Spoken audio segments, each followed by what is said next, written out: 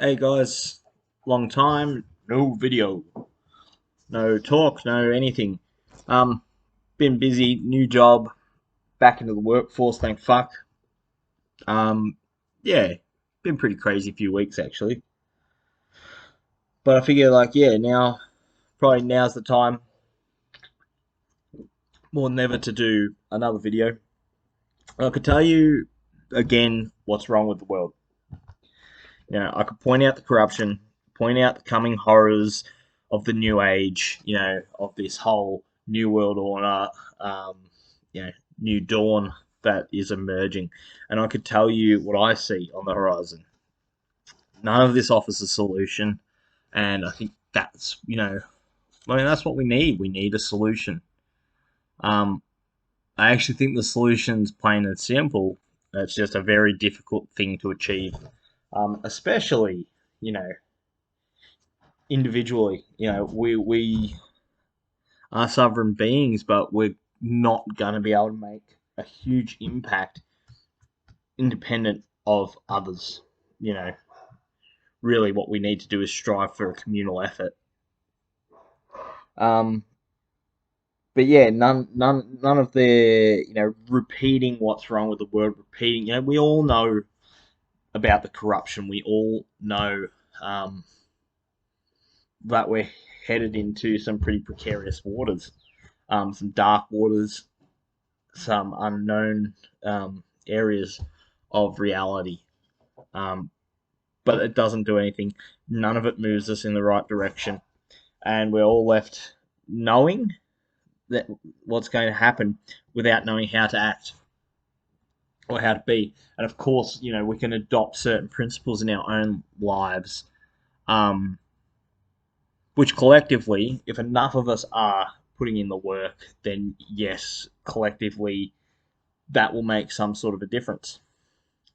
Anyway, so for those of you who might be willing to take the next steps, I'm going to offer an option for a solution, but it's a huge move and it is life altering and it is a world changing path that, like I say, requires a collective effort.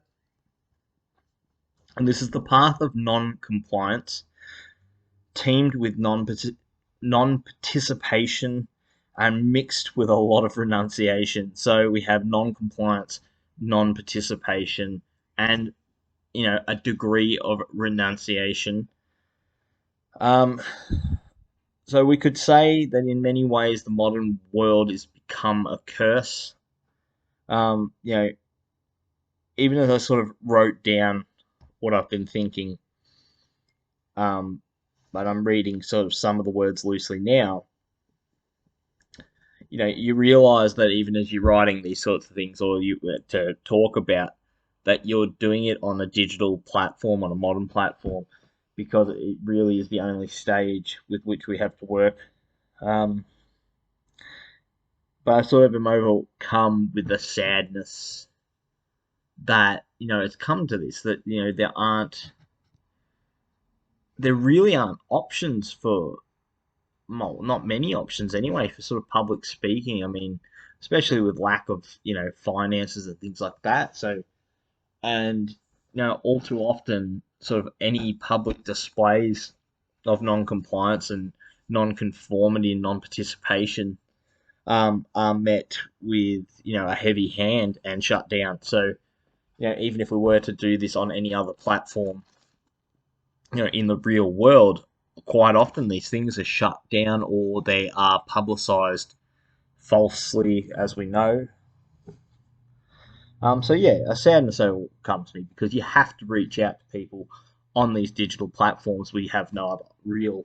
I mean, there are other options, but they're just not as effective as they once were. So this is where we meet. This is where we come together, and I think I'm hoping of course, this can reach to someone somewhere who may then be able to pass on to another person the concepts of non-compliance, non-participation, and a renunciation. So, as I say, the modern world has become a curse. We are too reliant on technology. We are headed, into a deeply technocratic new world order run by a very corrupt oligarchy of criminals. Um, so we may say that the path ahead is terrifying because we know all too well what we need to do, and we know all too well that we may be unwilling to do it. And I think that when I wrote that, I sort of thought that we know what needs to happen. And I think many of us know intuitively, deep at the core of us, that really what we need to do is take a step back from modernity, take a step back from technological advancements, and simplify our lives. And realistically, to be sustainable, we have to live more naturally and more in line with the natural world and the natural order of things, which is not something that any of us can say that we really do. Like, I can't. I'm on this laptop. I'm on this phone. I'm drinking a can of Coke. Yeah, I know where my faults lie. I definitely am too reliant on the modern world, but at the same time, like I say, unwilling. And I think that's where our problem lies. It's in the unwilling to let go of certain things, but then still screaming for change. So when we're screaming for change and we're screaming to get back to a good sustainable world we want to live in. We want to be here for a long time. We want to look after the world better. We want to curb um, global warming and climate change. We want to affect change there. We want to affect change in the way that our countries are run and who runs them. We want to make all these changes, but we also want to hold on to our creature comforts. We want our TVs and we want our electricity. We want our gas-powered vehicles. We want all these things that modern life provides. But I mean, if you look at it under the microscope, not one aspect of modern life, of technological life, is sustainable in the least. We do not have, we haven't achieved perpetual motion and those sorts of things. So we really have what we've got is an unsustainable reality. And I think, yeah, to be willing to go back to a more natural way of life. And whenever I say this to people, they say, well, go do it, go live in the bush. And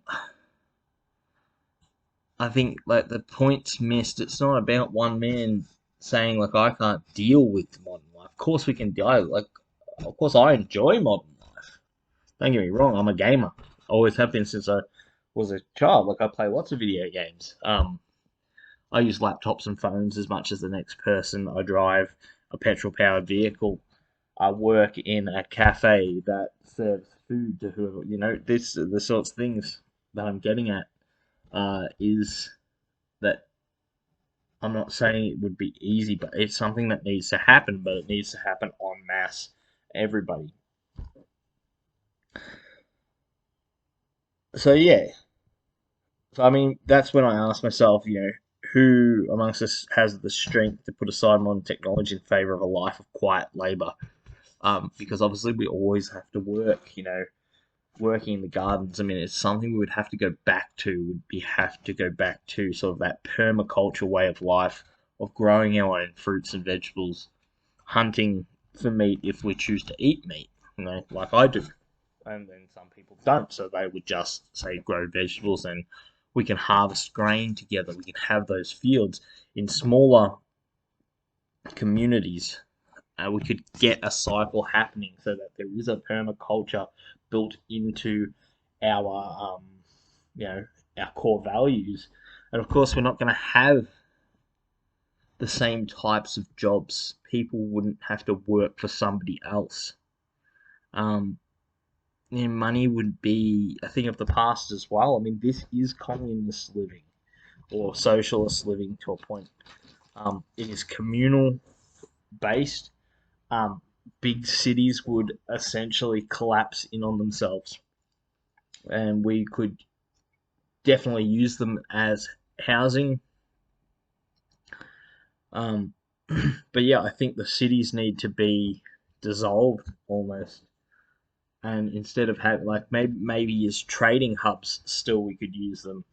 I don't know. Look, the ins and outs of that side of things, I don't know what you do with the big cities because you're not going to need all these office jobs and you're not going to need all these factories. Um, we fed ourselves for thousands and thousands, likely millions of years, without modern technology. So I don't see a problem with us being able to do that now. So yeah, like I guess basically my solution is to shut. It's almost my solution is to shut the power off. Um, that sounds crazy to a lot of people to shut the power off. Um, but I think it might be the only way to stop using petrol, to stop using electricity, to go back to the natural world. I mean, natural light and living our lives by the fire,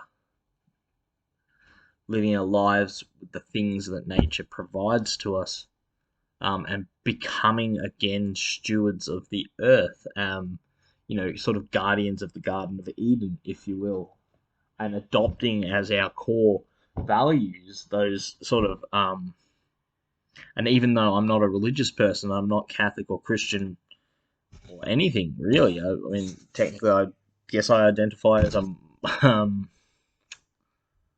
monotheistic pagan, if you had to boil it down. But those core Christian virtues, and just to run through them really quickly, uh, just so I remember exactly what order they go in. So let's have a look. They are the ones that I.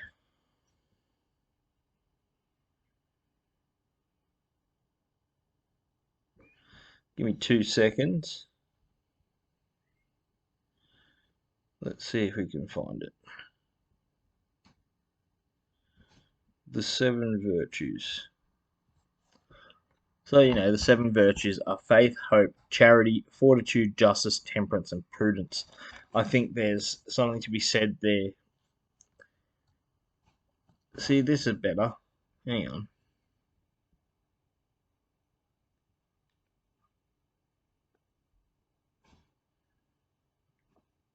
They're not the ones that I normally go by exactly. They're worded differently in different. Let's have a look. Let's just use these ones. Yeah, so faith, hope, charity, fortitude, justice, temperance, and prudence. So, and I think those, if we can adopt sort of those principles, those virtues in our everyday lives, as a community, as a whole, we could really just get by. I mean, the basics of all religions and all spiritual thought is that love should come first and foremost. The old love thy neighbor, love yourself, love each other. I mean, it's a very basic principle, and I don't understand why it's lost on so many people, and why we allow governments to keep fighting wars over resources that aren't theirs.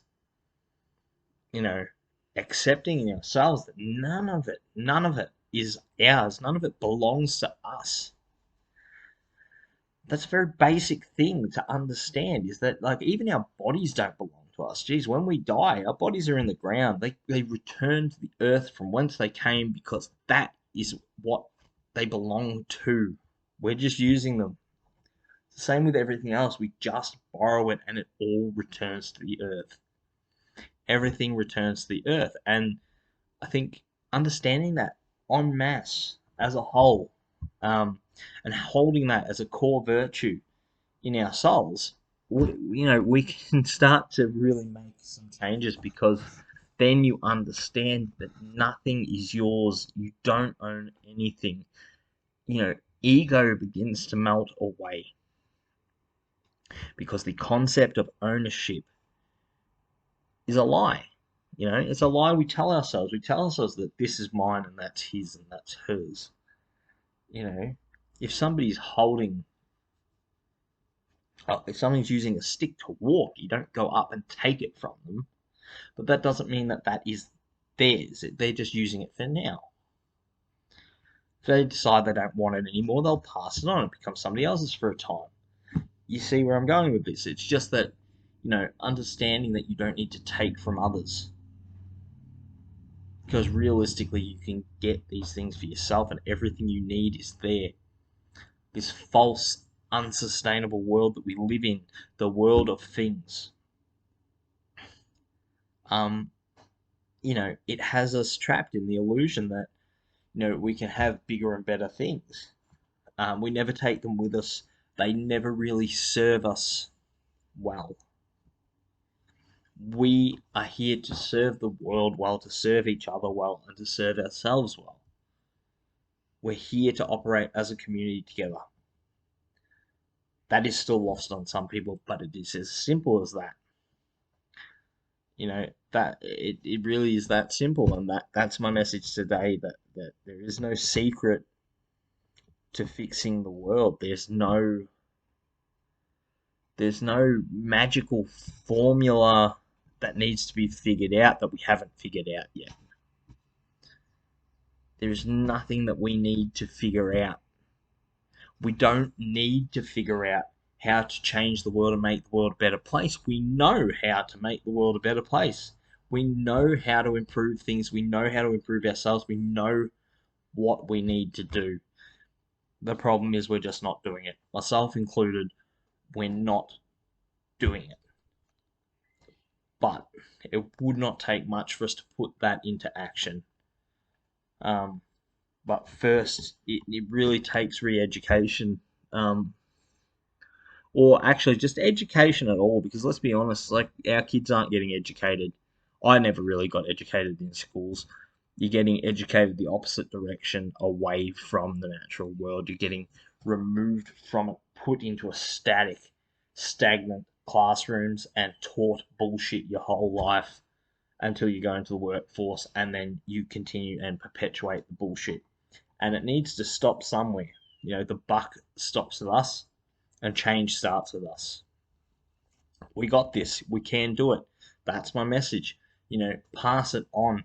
If there is any way that we can start groups, start something happening, make some changes, and begin with the small changes in our own lives before it's too late, before we really are going to get stopped.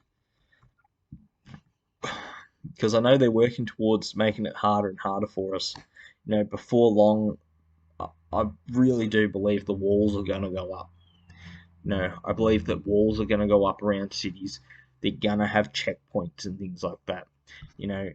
It started with QR coding for one area, for shopping centres and to enter by foot.